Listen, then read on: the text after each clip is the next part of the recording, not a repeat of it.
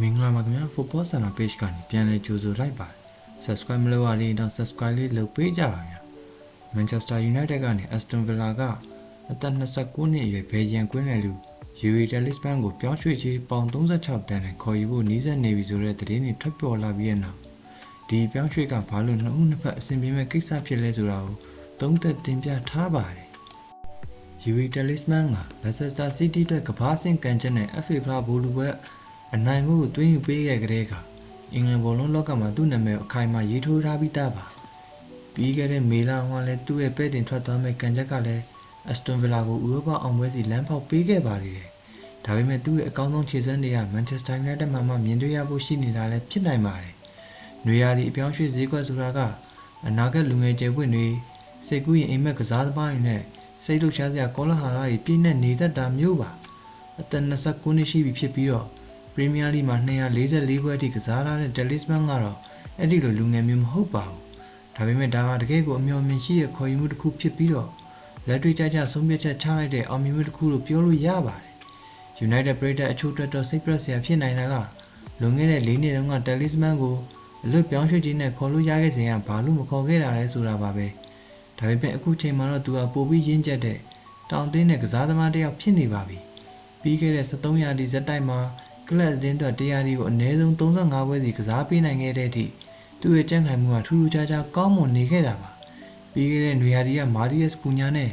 ဘရိုင်ယန်အဘူမိုတို့ခေါ်ယူခဲ့တာကအောင်မြင်မှုရခဲ့လို့ United တို့လည်းအားတက်နေလောက်ပါပြီပြည်ပကနေကန်ဆယ်မဲ့နှိုက်လိုမျိုးကစားသမားတွေခေါ်မဲ့အစားပရီးမီးယားလိမှာခြေစွမ်းပြထားပြီးသားကစားသမားတွေကိုခေါ်ယူတာကထိပ်တန်းစာမျက်နှာစီပြန်တက်လန်းမှုအတွက်စွန့်စားရမှုကိုပိုနည်းစေပါတယ်ပေါင်36တန်းနဲ့အဆင်ပြေပြေတန်တန်လေးခေါ်ယူနိုင်မဲ့ Talisman ကိုညီးငွေ့စရာကစားသမားတယောက်လို့တော့မသတ်မှတ်သင့်ပါဘူး။သူကဗီလာမှာတကယ်ကိုအစင်တန်းရှိကစားပြခဲ့သူဖြစ်ပြီးတော့အခုဆိုရင် Bruno Fernandes ကိုအထောင်တိုက်စစ်နေရာမှာပြန်ထားတာကြောင့် Michael Carrick အလိုချင်ဆုံးဖြစ်တဲ့ကွင်းလယ်အနှိမ်ပိုင်းကနေပေးပို့ပေးမယ်တိုးတက်ပြောင်းလဲရတဲ့ pass မျိုးတွေကိုသူကဖြည့်ဆည်းပေးနိုင်မှာပါ။ခြေရကန်အချက်လက်တွေနဲ့ပွဲစဉ်အချက်လက်တွေကိုပေါင်းစပ်ပေးထားတဲ့ Genius Sport ရဲ့အကူအညီနဲ့ကြည့်မယ်ဆိုရင်တော့ပြိုင်မဲ့ကစားသမား၄ယောက်လောက်ကိုကြော်ဖြတ်ပြီးတော့ရှေ့ကိုဘောလုံးပေးပို့နိုင်တဲ့ကွင်းလယ်လူတွေကိုကျွန်တော်တို့ရှာဖွေနိုင်ပါတယ်။ပြီးခဲ့တဲ့2ရာသီအတွင်းမှာတော့ Fernandes, Ilya Anderson, Talisman တို့3ယောက်ကထိပ်ဆုံးမှာရှိနေပါတယ်။ဒီဘယ်ဂျီယန်လက်ရွေးစင်က United ပရိသတ်တွေလူလားတောင်းတလိုမျိုးအမြဲတမ်းရှေ့ကိုပဲဦးတည်ပြီးတော့ဘောလုံးဖြန့်ဝေတတ်တဲ့လူပါ။အခုနှစ်အစောပိုင်းကသူနဲ့ကားပြောပြတုန်းကတော့သူကဒါကိုမှတ်မှတ်ရရထုတ်ပြောမှုပါတယ်။ကျွန်တော်ပေးလိုက်တဲ့ pass တိုင်းမှာအမြဲတမ်း message ရွေချက်ပါတယ်လို့ Talisman ကSky Sport ကိုပြောခဲ့ပါတယ်။သူက Nottingham Forest နဲ့ပွဲမှာ Morgan Rogers စီဘောလုံးပေးခဲ့တာကိုရည်ညွှန်းတာပါ။သူက Roger ကိုဘောလုံးရတာနဲ့လက်ထွက်သွားစေချင်တဲ့အတွက်အဲ့ဒီဘယ်ချီလောက်စီကွက်တိရအောင်ချိန်ရွယ်ပေးခဲ့တာဖြစ်ပါတယ်။ဒါကိုကြည့်ရင်သူကတခြားကစားသမားတွေရဲ့လှုပ်ရှားမှုကထိန်းချောင်းပေးနိုင်တဲ့ကစားသမားမျိုးဆိုတာကိုသိတာပါတယ်။သူကဘောလုံးပိုင်ဆိုင်မှုမှာစွမ်းစားရယူတဲ့ပုံကိုလည်းရှင်းပြခဲ့သေးပါတယ်။တကယ်တော့သူ့ရဲ့အသွေးခေါ်က United ခေါင်းဆောင် Fernandes နဲ့တော်တော်လေးဆင်တူပါတယ်။အခါလေးဘောလုံးဆုံးချုံခံရတာမျိုးတွေရှိနိုင်ပေမဲ့လည်းရေးကြည့်တာကနောက်ထပ်လှုပ်ရှားမှုမှာအသင်းကိုကွင်းရထပ်ပိုင်းစီဘလို့တိုးတက်ရောက်ရှိအောင်ကူညီနိုင်မလဲဆိုတာပါပဲလို့သူကဆိုပါတယ်မလိုအပ်ပဲမမှတ်ကန်ကန် pass တွေမပေးမိဖို့တော့လိုတာပေါ့ကျွန်တော်လည်းအရင်ကလုပ်ခဲ့ဘူးလို့အခုထိလည်းတစ်ခါလေးလုံးမိနေတော့မှာပဲဒါပေမဲ့ရှေ့ကိုပေးရတဲ့ဘေးကိုဖြစ်ဖြစ်နောက်ကိုဖြစ်ဖြစ်ပြန်ပေးရကြမှာမှန်ကန်တဲ့ဟန်ချက်ညီမှုကိုတော့ရှာဖွေဖို့တော့လိုအပ်ပါတယ်လို့ Talisman ကအခြေအနေပေါ်မူတည်ပြီးတော့ဘလို့ကစားကွက်ပေါ်ရမလဲဆိုတာကိုရှင်းပြခဲ့ပါတယ်ခါလီဘေးကိုဖြစ်ဖြစ်နောက်ကိုဖြစ်ဖြစ်ပေးလိုက်ခြင်းအပြင်ပြန်မဲ့ကိုဆွဲထုတ်နိုင်ပြီးတော့ရှေ့မှာနေရာတွေပေါ်လာအောင်လုပ်နိုင်ပါတယ်တကယ်လို့ရှေ့ကိုပေးဖို့လမ်းကြောင်းမရှိရင်လည်းမပေးပါဘူးဒါပေမဲ့ကျွန်တော်ကတော့တက်နိုင်မှရှေ့ကိုပဲကြည့်ပြီးကစားဖို့ကြိုးစားပါတယ်သူက United ရဲ့ဘောလုံးပိုင်ဆိုင်မှုဘန်းကိုပိုကောင်းအောင်လုပ်ပေးနိုင်မှာတော့တန်တရားဖြစ်စရာမလိုပါဘူး Manchester United အခုလက်ရှိခေါ်ယူထားတဲ့ကစားသမား2ယောက်ဖြစ်တဲ့Talisman နဲ့ Anderson တို့ဟာဘောလုံးလက်လွတ်လိုက်ရတဲ့အချိန်ဒီမှာတော့အဖြတ်ကွင်းလဲလူစစ်စစ်တွေမဟုတ်ပဲ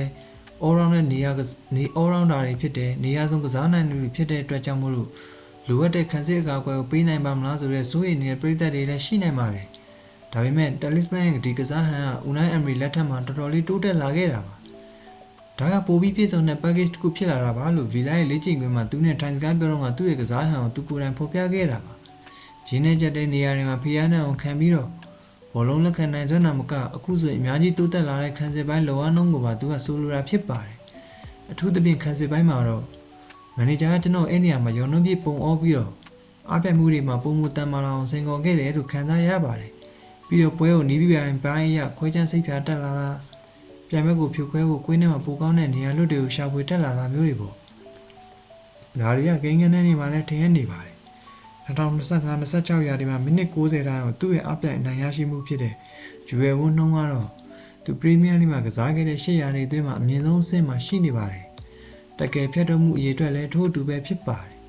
လက်ဆာဆာစတီဒီမှာသူစတင်ကစားခဲ့တဲ့ရာသီကထက်ဆိုရင်တော့2ဆတောင်ရှိနေခဲ့တာပါသူဟာကက်စမီရိုနေရာကိုဓာတ်ရိုက်အစားထိုးမဲ့လူမဟုတ်သေးပါဘူးဒါပေမဲ့အချို့လူတွေထင်လိုမျိုးတော့ကစားဟန်ချင်းအဝေးကြီးကွာခြားနေတာမျိုးတော့မဟုတ်ပါဘူးပြီးတော့ဒါကိုဘီမိုင်နူးတွေဘာဖြစ်သွားနိုင်လဲလို့တွေးပူနေလူတွေရှိရင်လည်းလာမယ့်ရာသီပွဲစဉ်ဇယားတွေပုံမှန်ကျက်တေးလာမယ့်အခြေအနေကတော့အပြေပေးသွားပါလိမ့်မယ်ဟုတ်ကဲ့ပါတင်ဆက်တာကိုကြိုက်နေတတ်တယ်ဆိုရင်တော့ like and share နဲ့ subscribe လေးလုပ်ပေးကြပါခင်ဗျာကျေးဇူးတင်ပါတယ်